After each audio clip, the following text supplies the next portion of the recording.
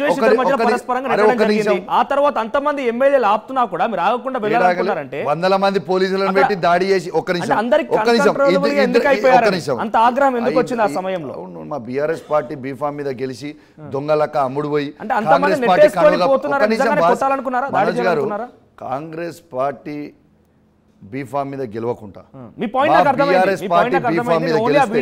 నాతో పాటు ఒక్క నిమిషం నాతో పాటు మా 60 లక్షల మంది బీఆర్ఎస్ పార్టీ కార్యకర్తలు కేసీఆర్ గారి సైనికులకి వల్లు మండుతుంది. మా బీఫామ్ మీద గెలిచినోడు మా బీఆర్ఎస్ పార్టీ కేసీఆర్ గారి నాయకత్వంలో కేసీఆర్ గారి బొమ్మతో మా బీఆర్ఎస్ పార్టీ కార్యకర్తల కష్టంతో శ్రమతో గెలిచిన వాళ్ళని మమ్మల్ని మోసం చేసిపోతే ఏం పద్ధతి అంటున్నాం? దాడిలు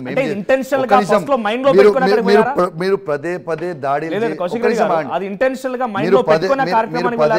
దాడులు చేస్తామని మీరు అంటున్నారు.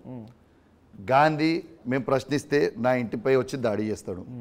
హరీష్ రావు గారు బాధితులకి ఖమ్మం వరద బాధితులకి సాయం చేయకపోతే రాళ్ల దాడి చేసి అటాక్ చేస్తారు. హరీష్ రావు గారి ఇంటి మీద సిద్దిపేట దగ్గర పోయి అటాక్ చేస్తారు. ఇవన్నీ దాడులు మీకు కనబడతలేవా? నిన్నగాక మొన్న మా బీఆర్ఎస్ పార్టీ కార్యాలయం మీద దాడి చేస్తారు. అవిట్ల మీద కేసులు అసలు నేను ఒక్కటే అడుగుతున్నా,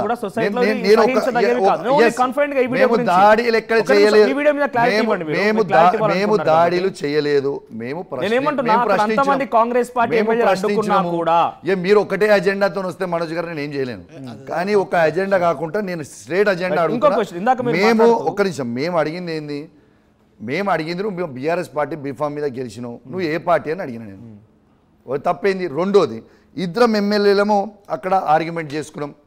మరి వందలాది మంది పోలీసు వాళ్ళని పెట్టి నన్ను బయటికి లాక్కెళ్ళినప్పుడు ఇలా ఆయన ఎందుకు లాక్కపోరు బయటికి?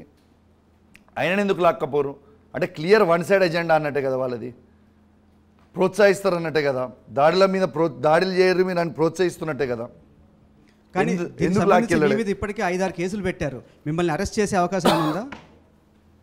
మీకు ఒకటే చెప్తున్నా, అసలు ఆడ నేను చేసింది ఏం లేదు, పెట్టింది ఏం లేదు. ఇవాళనే నా మీద 6 కంప్లైంట్లు ఇచ్చారు. ఒక్కదాని మీద ఇవాళ కలెక్టర్ గారు నన్ను ఇన్వైట్ చేస్తే ఆ మీటింగ్కి నేను పోయినా. ఇన్వైట్ చేసిన కలెక్టర్ గారే ఆర్డీఓ గారితో నా మీద కేసు పెట్టినంటే దాని మీద అర్థం ఏమైనా ఉందా? రెండోది 6 కంప్లైంట్లు ఒక్కదాని మీద పెడితే చేస్తా అంటారు. వాళ్ళు ఏమి చేస్తారో చేసుకోమని చెప్పురు. వాళ్ళు కేసులు పెట్టుకుంటారా, అరెస్ట్ చేస్తారా, చాతనైంది చేసుకోమని చెప్తున్నారు రేవంత్ రెడ్డికి. రేవంత్ రెడ్డి గారు ప్రజలకు ఇచ్చిన 6 గ్యారెంటీల మీద ప్రశ్నిస్తూనే ఉంటా. ఖచ్చితంగా 420 హామీల మీద ప్రశ్నిస్తూనే ఉంటా. వెనుకకి పోయే ప్రసక్తే లేదు.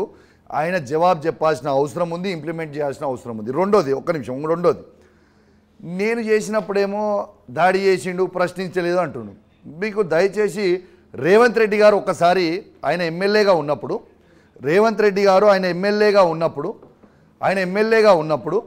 ఇలా నేను ప్రశ్నిస్తే నా మీద ఎట్లా కేసులు పెడతారు? అయినా నువ్వు కేసులు పెట్టినా ఏం పెట్టినా భయపడేటోడు ఎవరు లేడు. ఇలా గట్టిగా ప్రశ్నిస్తున్నా కాబట్టి ఎమ్మెల్యే అయిన తర్వాత ఈ సంవత్సరంలో నా మీద 30 కేసులు 26 కేసులు ఉండే. ఇప్పుడు ఇవాళ 6 కేసులు పెడితే 31 కేసులు అవుతాయి. కేసులు పెడితే భయపడేటోడు ఎవరు లేడని మీకు మళ్ళీ చెప్తా ఉన్నా. ఖచ్చితంగా ప్రశ్నిస్తాం, ఖచ్చితంగా ప్రజల పక్షాన నిలబడతాం. ప్రజల పక్షాన ఉన్న ఎజెండానే మా ఎజెండా. ఏడాది కాలంలో ఇటువంటి వివాదాలకు సంబంధించి సుమారుగా మీ పైన 10ల సంఖ్యలో కేసులు ఇప్పటికీ మీరు చెప్పారు 36 ఏదో కౌంట్ కూడా చెప్పారు. ఇవన్నీ కలగలిపి ఈ మధ్య కాలంలో మరొక చర్చ ఈ 2 రోజులుగా ఏంటంటే కౌశిక్ రెడ్డి మీద రౌడీ షీట్ కూడా ఓపెన్ చేయవచ్చు. ఎందుకు ఓపెన్ చేస్తారు? నేను ల్యాండ్ గ్రాబింగ్ కేసు నా మీద లేదు, కిడ్నాప్ కేసు నా మీద లేదు, మన మర్డర్ కేసు నా మీద లేదు, అటెంప్ట్ మర్డర్ కేసు నా మీద లేదు. నా మీద ఉన్న కేసులు ఏంటి?